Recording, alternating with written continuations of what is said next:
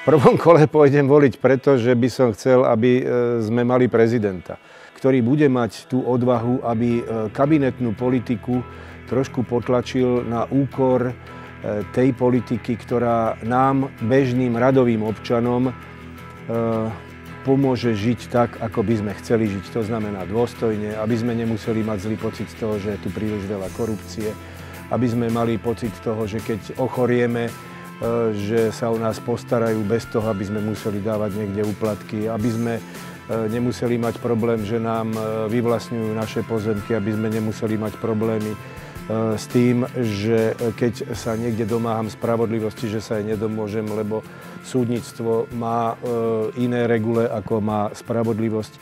Takže takého prezidenta by som chcel.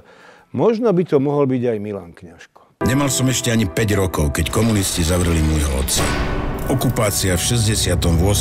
to bol môj najponižujúcejší zážitok v živote.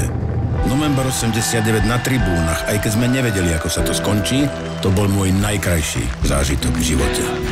Vraciam sa do politiky po 11 rokoch, pretože som vážne znepokojený tým, že nám opäť hrozí vláda jednej strany a že moc sa chce kontrolovať sama. Znovu ide o veľa. Ide totiž o nás všetkých.